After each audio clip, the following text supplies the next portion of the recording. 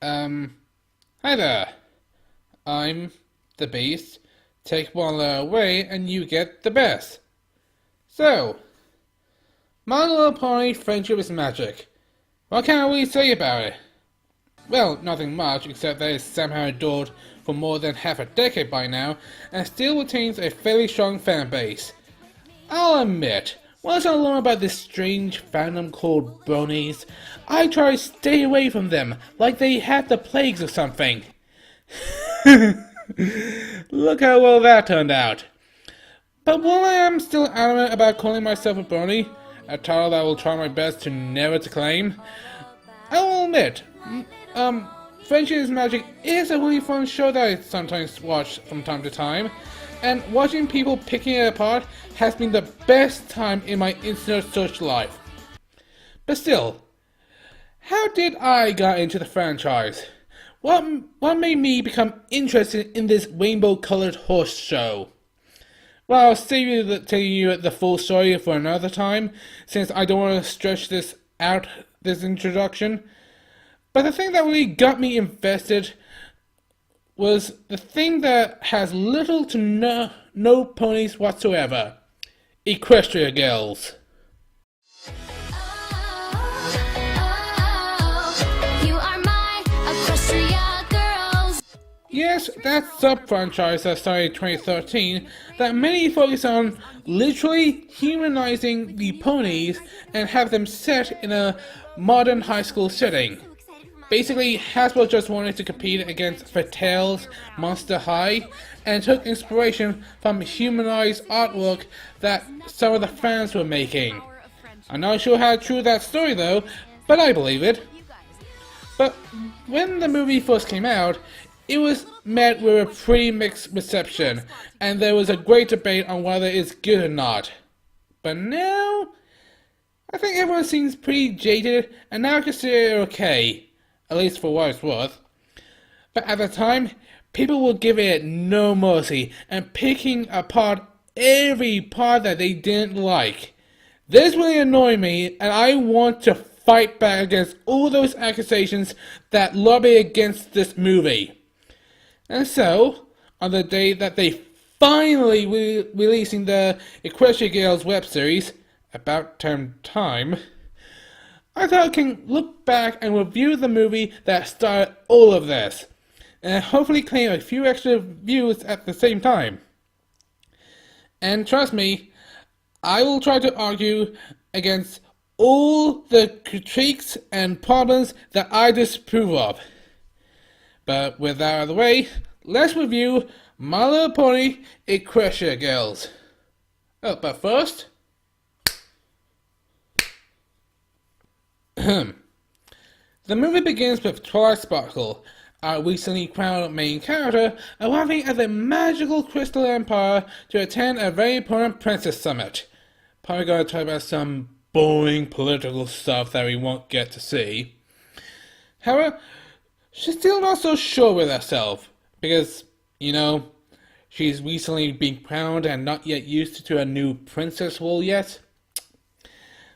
But to compensate that, she brought along all her friends for moral support. Wayne, Apple Pink, Very Shy, and Spike. But in the middle of the night, a mysterious intruder somehow breaks into the castle and tries to steal Twilight's crown.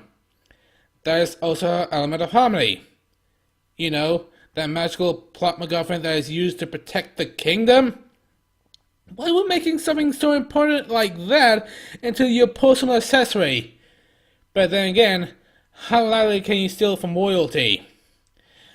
Anyway, Twilight noticed the thief trying to steal her crown and chased after her to get it back.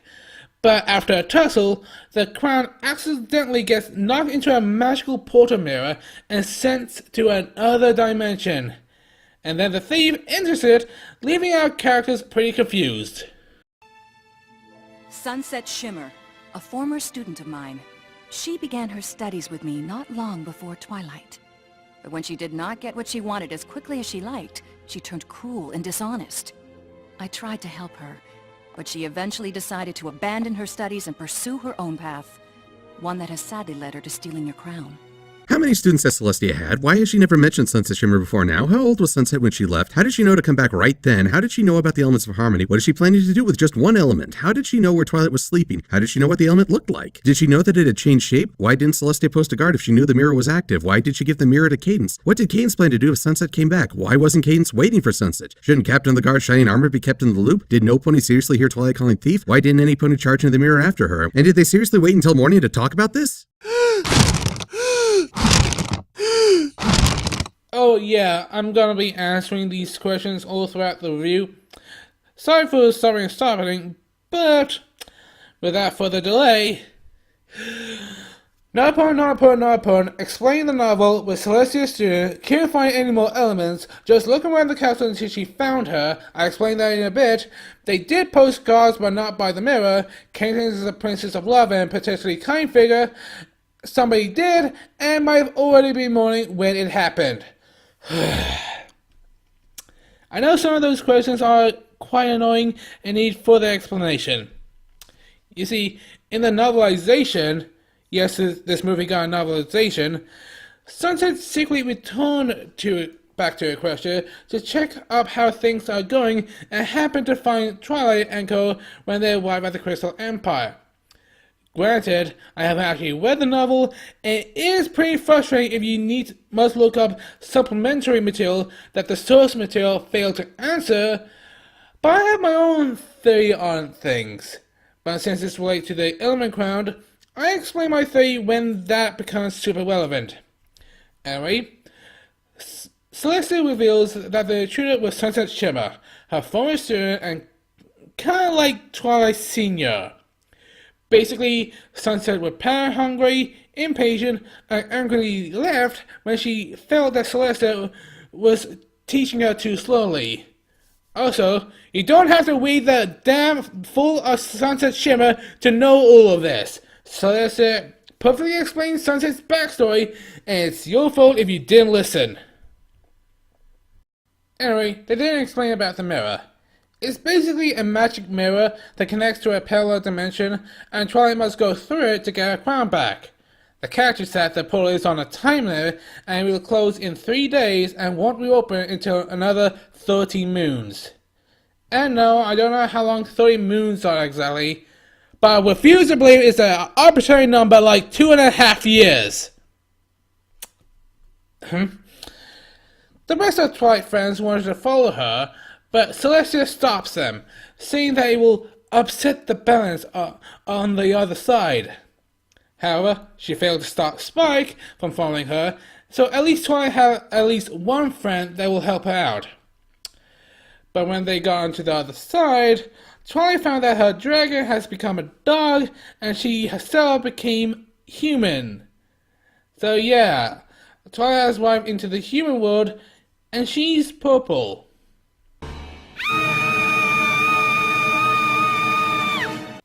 Why didn't Spike become human too? Probably the same reason that Twilight is a human. In Equestria, Twilight was a quadruped, and Spike was a biped, and now they're reversed. Well, I actually got my own answer to that. Spike is a companion. And what better companion than you can have than a dog? And besides, it would be weird that two beings from two separate races would get converted into one race. Why other people have multicolored skin? Or what? You wanted them all to be Caucasian? Okay, look, I know some people have their own ideas on what the characters will be if they will somehow arrive to our world. Will they be white, black, Asian, etc.?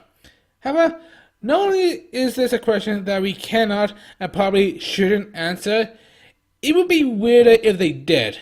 The characters have established body colors that is associated to them, and moving away from those colors will be defining their designs. Not saying that their colors are part of the character or anything, just be grateful that it wasn't live action. So anyway, once Twilight learns how to walk, she heads towards the nearest building and investigate. Inside, not only did she discover that it was a school, but also filled with teenagers with a few familiar faces. And that's where we get our first song, Strange New World. never seen a place that's quite like this. Everything is turned around, this crazy world is upside down. Getting on my feet, it's the hand that I was dealt, but I don't have much time with them. Got to learn all that I can. It's alright, not particularly memorable. On repeated viewings, I've grown to appreciate the soothe and slow vibe as it helps present Twilight's confusion to the new world that she's found herself in. But I only got that after repeated viewings. Eventually, Twilight found Sunset Shimmer in the hallway and harassing the human world version of Fluttershy.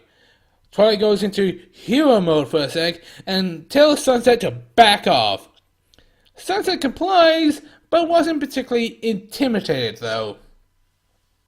Once she was gone, Twilight gets to meet this new version of Fluttershy and establish her friendship all over again.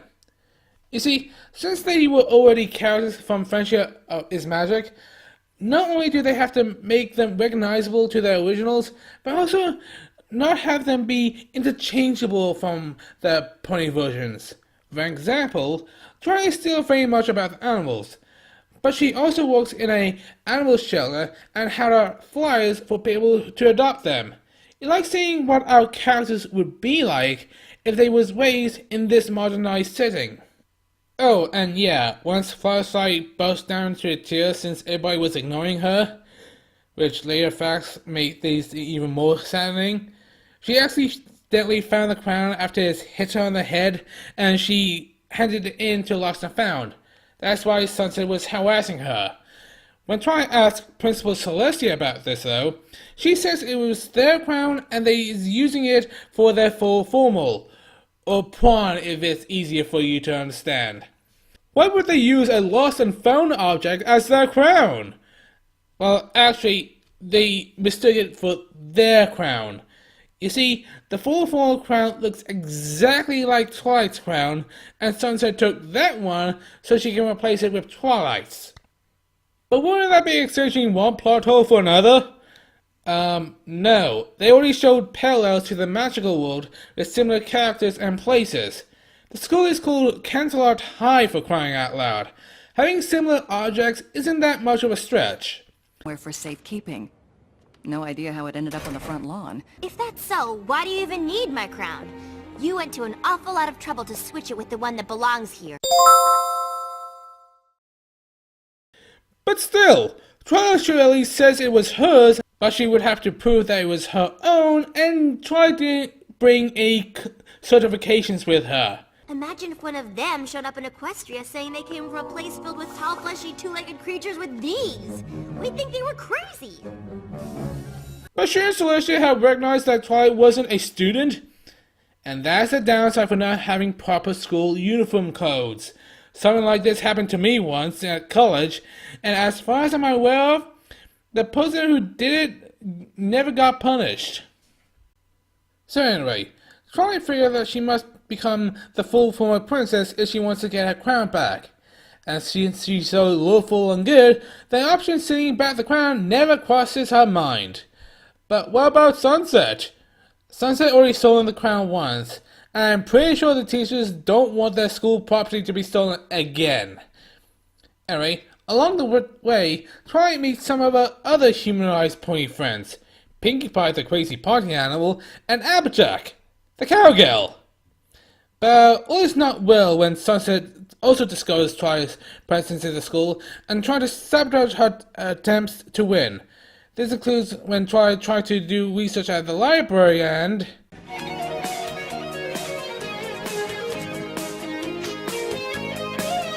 When you're a younger...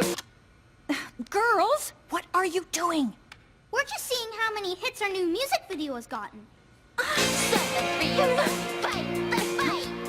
No, just... No! You know, when I first heard that, I thought they were snippets to a really good song. That was until I discovered the full version, and I was thoroughly disappointed. Oh, and before you ask, they will change the lyrics to make it more suitable for the setting, and we never get to hear them. Though I'm sure the creators never thought of the replacement lyrics. Anyway, As Twilight tried to do her research, Sunset sent Snip and Snails, why? Because they fit the bumbling minion role, and took amazing pictures of Twilight, and once they compiled those pictures into a video, Twilight became a laughingstock the next day.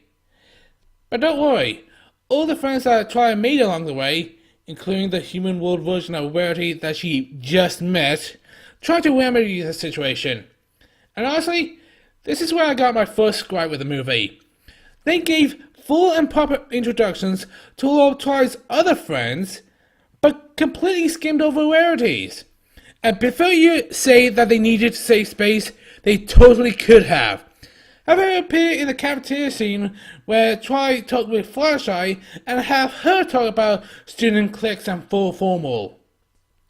Anyway, they all really want to help Twilight, but they have their own personal issues with each other that is stopping them from doing it. I'm sorry for neglecting this plot point until now, but something happened in their past that completely ruined their friendship. However, it wasn't their fault. After talking about it, they discovered that they had received fake texts and emails, and they soon guessed that it was Sunset Shimmer who'd done it all. How did texts ruin everyone's friendship with each other? Well, to be precise, they didn't ruin everyone's friendship. Applejack was still more willing to help Pink Pie with the full formal decorations.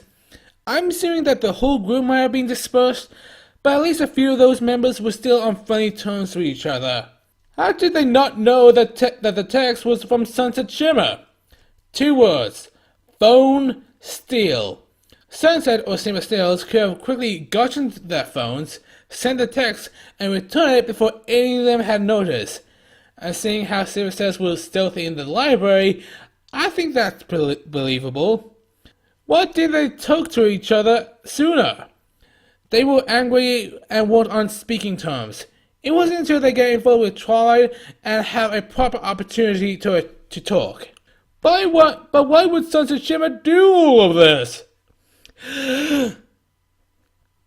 Okay, you got me there. Rarity had actually competed for Princess in a previous school dance, but nowhere in the movie did they see that. So yeah, a point against the movie there.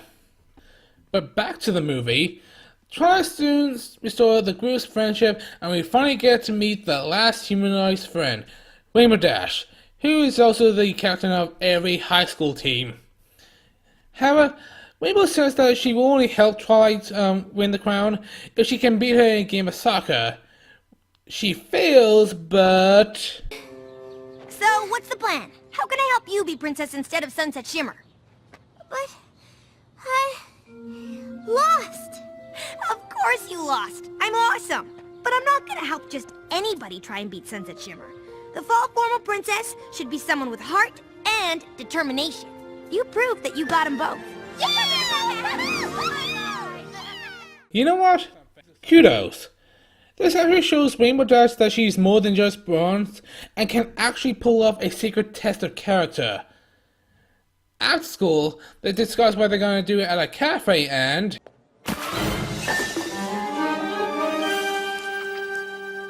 Whoa, we've got to stop bumping into each other like this. Okay, let's talk about Flash Century. When I first saw the movie, I too also thought that Flash was pretty forgettable, and if you replace him with any other character, and you wouldn't lose anything. And the fact that he's Sunset Shimmer's ex-boyfriend really did add anything else to the story, which makes him even more replaceable. But, on repeated viewings, however, I actually slowly warmed up to the guy. It even got to the point that I was ready to fight tooth and nail to defend Flash. Until the rest of the fandom slowly warms up to him, and I actually feel sorry for him as the movies goes on. You know, I can't believe I'm saying this, but I actually like Flash Sentry now. I really do. He's kind and sensitive and smart.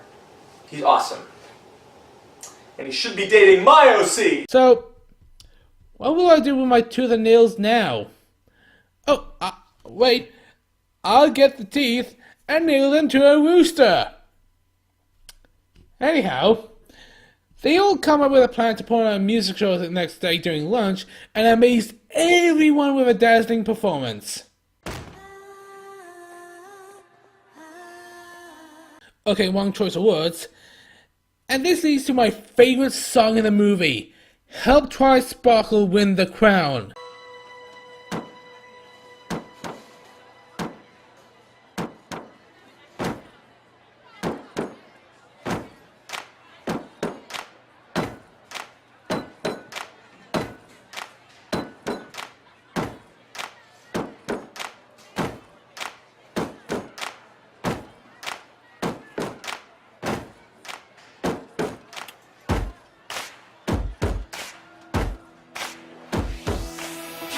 Hey, everybody, we've got something to say. We may seem as different as the night is from day, but you look a little deeper, and you will see that I'm just like you, and you're just like me. I'm serious. I think this song is freaking fantastic and I enjoy this upbeat tone that they have throughout. I love the lyrics, I love the singing, and I even love joy watching the choreography. And that's the problem. Twilight wins everyone over instantly. One song is all it takes for these background cutouts to forget Twilight's embarrassment, cast off their clique status, and start dancing in harmony. Well, duh, it's a musical performance during a delicious meal. What teenager wouldn't like that? And besides, Sunset's video earlier didn't show Twilight as malicious or that she's a terrible person. In all odds, I bet a few people would have voted for Twilight because they thought that she was a delightful goofball. So yeah, everyone enjoyed the performance and it looks like that Twilight has a real chance of winning. But Sunset pulls one more trick by destroying the party decorations and blaming it all on Twilight. They managed to clear the issue, thanks to Flash Sentry, but the dance had to be moved to the next night to make the repairs. That would be tomorrow night? No, no, no, no, no, no, no, no, no, no, no, no, no, no, no! I can't. The portal. That'll be too late. Oh yeah, the time limit. With fear of being trapped in another world, Twilight doesn't know what to do. But thanks for advice from Spike, she decided to tell her friends where she came from. But as she was about to do it... You're from an alternate world and you're a pony princess there, and the crown actually has a magical element embedded in it that helps power up other magical elements, and without it, they don't work anymore, and you need them to help protect your magical world. And if you don't get the crown tonight, you'll be stuck in this world, and you won't be able to get back for like a really, really long time. You know, I'm supposed to be mad at this, but I'm not. Not only was this a funny scene, but he also avoids a potentially cringy one that I really don't want to see. So, her friends doesn't mind that Twilight is a magical pony princess from another world, and actually helps her move the dance back to its original night. This leads us to my second favorite song in the film, Time to Come Together. It's time for us to come together. It's the only way that things will get better. I just love its uplifting beat and its message of unity. I'm really showing that I'm a sucker for this kind of music. But don't worry, once they restore the dance and it's time to get ready for it, this leads us to our next song that I will admit has a few problems. This is our big night. This is our big night. We're getting ready and we're doing it all right. This feels a bit too pop songy, and it mainly overhypes an occasion that isn't that important. But I feel like it's a reward song for everything that they've done. Anyway, Twilight is crowned full former princess and finally gets her crown back. In a last attempt, however, Sunset dogsnaps Spike. Don't worry, she isn't going to use him as a hostage. She's just threatening to shatter the mirror portal that can send Twilight back home. Wait, what? You know, I can make the argument that she can hit along the edges and will shatter the mirror that way. But even I will admit that that sounds like a pedantic answer. Anyway, Troy says she doesn't care if the mirror gets shattered, saying that she has faith in her friends to defend Equestria without her, and she is perfectly content in living in the human world if it means ruining Sunset's day. Ha! I will admit, this sounds like a crazy and not so bright move, but I support your whiskey gamble, Twilight Sparkle. And damn, seeing what we have later, now I want to see how well that would have played out. So anyway, Sunset yields. Twilight's human friends was impressed with her bravery, but in a moment of frustration, Sunset tackles Twilight to get the crown. There was a short game of keep away, but Sunset managed to get it into the end, and gets turned into a flying magical she-demon. Wait, what? So yeah, this is also something that I skimmed over during the recap, but earlier Sunset has said, Pop quiz. What happens when you bring an element of harmony into an alternate world? You don't know? so apparently, if you take an element of harmony into another world, strange things will happen to it, and it will do things that it wasn't supposed to. How did Sunset know about this? Hello, she was Celestia's student. It's likely that she would have heard or read this from someplace, and used that information now when it was most convenient to her. Anyway, Sunset is now a demon. She turned Snape and Snails into demons too, and brainwashed the student body into a zombie army, which she wants to use to invade and conquer Equestria. And this leads me to the question that annoys me most of all. Did Sunset really expect to take over Equestria with a legion of teenagers? Actually, no, that wasn't the question that I was talking about. But I'll answer it anyway. All the princesses was in the other side of the mirror. If Sunset had arrived with her own army inside a tiny confined room, she would have had the element of surprise and could have won. And since Celestia has a all friends policy, they wouldn't want to harm innocent victims who is just being mind controlled. So no one gonna ask that question yet? Okay then. Demon Sunset tried to blast Twilight and her friends for daring opposing her, but when she does so, they were protected by a magical barrier of friendship. Wait, what? So yeah, even though the crown is still on Sunset's head, Twilight can still use it, and use some of those crown magic to transform her and her friends into... But then the girls all flew to the air and transformed to these Sailor Scouts! I was a Sailor Scout once! No wait, I was just high. No, I want to call this magical girls. If they were somehow in prissy dresses, then maybe I could call them magical girls. Instead, they just grow pony ears, get ponytail extensions at the end of their hairs, and some of them grow Pegasi wings. Twilight really didn't get unicorn horns, but I bet it would also look weird if they did get some. People were confused on how Twilight did this, but since the crown was her element, she would probably could get the privilege to use it from a distance. But since they were all good friends, good little girls I should say, they get to transform into angels and not demons. Once the dust cleared, Sunset was lying down in the crater, feeling grateful for all her actions. Twilight, since she was in a friendly mood, forgave Sunset and gave her a second chance to... This offense was probably documented. There it is! There's that question! There's that question that everybody has been asking throughout these movies, and it bugs me to no end. How and why would anybody document any of this? First off, as soon as people saw Sunset, she instantly pulled her under her mind control, and they never have the will to pull out their phones. And even if they weren't, why would you pull out your phones and try to record this? If I saw a demon flying around in the air, I wouldn't pull out my phone or camera and try to capture all this. I would run the heck away! Run away! Run away! Run away! That is done, and we almost finished with a recap.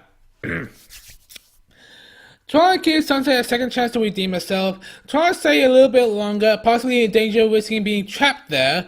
She says goodbye to her friends, there was a happy reunion on the other side, a joke about hands, a joke about last century, and a final joke about Pinky somehow knowing everything that has happened.